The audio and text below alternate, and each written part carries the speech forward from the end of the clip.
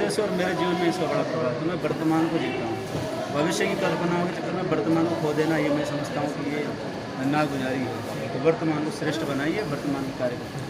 बाघंबरी गद्दी का वर्चस्व कैसा बना रहे, उसके लिए क्या सोचा है कि आगे के बाघंबरी का वर्चस्व जो बना हुआ है उसको मैं बना के रखूँ, संभाल सकूँ उसको, बस यही मेरा विचार है और यही मेरा ध्येय है कि मैं उसको आगे किस तरह से बढ़ा सकता हूँ। यह समय आएगा, समय अनुकूल वो कार्य करते रहेंगे, जो प्रेरणा दिए गुरुदेव उसका हम पालन करते रहेंगे। चूँकि ये मौका सही नहीं होगा, लेकिन आपको लगता है कि अगर प्रसंग और बेहतर होता, अगर आज वो जीवित होते, जिस तरीके का समय था, आप उनके शिष्य रहे हैं। देखिए कोई भी पुत्र हो, कोई भी शिष्य हो, उनके जीवन में उनके पिता या उनके गुरु का बड़ा प्रभाव होता है। अगर वो होते तो शायद मुझे और आनंद मिलता है, मेरी खुशी शायद और चार गुना होती है। लेकिन अभी ऐसी विकट समय में मुझे ये संभालने को मिला।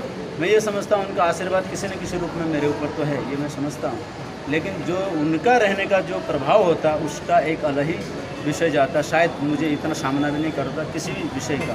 तो ये बात मैं समझता हूँ। प्रारंभिक तौर पे एक सवाल और, प्रारंभिक तौर पे कुछ चुनौतियाँ मानते हैं, क्योंकि जिस तरीके का समय रहा है, आपका अनुभव बहुत लंबा भी है, लेकिन कुछ चुनौतियाँ मानते हैं आपके सामने, क्योंकि नरेंद्र गिरी जी को लेकर के सब सारे साथी सब समाज में, लेकिन आपको लगता है एक जिम्मेदारी है, ये चुनौतियाँ क्या रही? देखिए चुनौतियाँ अभी तो मैं कुछ नहीं मानूंगा। मुझे लगता है मेरे सामने जो चुनौतियाँ आएंगी मैं उसे फेस करूँगा। मुझे लगेगा मैं उसके अपेक्षित हूँ, उस कार्य को मैं आगे बढ़ाऊँगा। जहाँ लगेगा मेरे से नहीं हो सकता तो मैं अपने कदम नहीं रोक दूँगा, ताकि जो उस कार्य को कर सके उस कार्य को आगे बढ़ाए। रही बात गद्दी की परंपराओं का, तो वो मैं पिछले कई वर्षों यहाँ भी रह चुका हूँ। मैं 2008 से 13 तक यहाँ रहा था, उसके बाद मैं चला गया हरिद्वार। तो ये समझता हूँ कि यहाँ की जो प्रक्रियाएँ थे, बीच बीच में मैं आता रहता था यहाँ। महाराज जी का जो प्रभाव था वो तो उनका ही प्रभाव रहेगा, मैं उनके समकक्ष नहीं खड़ा हो सकता।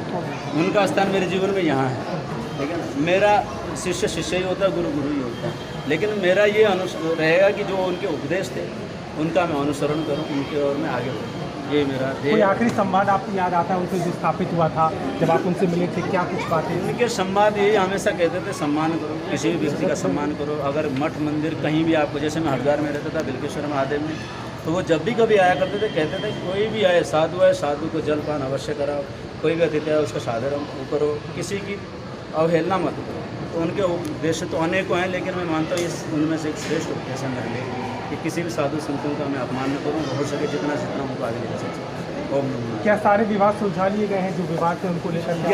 यहाँ मैं मानता हूँ, समझता हूँ यहाँ कोई विवाद था ही नहीं, क्योंकि हमारा अखाड़ा आप देख रहे हैं पूरी तरीके से सब पंच परमेश्वर सब पूरी तरह से आगे लगे हुए हैं। यहाँ कोई ऐसा विवाद नहीं अभी तक उत्पन्न हुआ जिससे मैं बोल सकूँ कोई विवाद है। संपत्ति को विवाद को लेकर के जो तमाम तरह के आरोप लगाए गए, जो सवाल हो रहे हैं, लोगों की भूमिका नाम आना, वीडियोज आना, आपको लगता है इससे काफ़ी क्षति मिल रही है? देखिए अब ये क्षति पहुँची कि नहीं पहुँची, मुझे इस विषय पर जाने की आवश्यकता नहीं है। मुझे ये लगता है मैं यहाँ पर रहूँगा, उन विषयों को समझूंगा, शायद कुछ बोलना भी ठीक रहेगा, लेकिन इस विषय में फिलहाल मैं कुछ नहीं कर सकता। आपको लगता है कि प्राथमिकता आपकी रहेगी इन सारे मुद्दों को सुलझाना?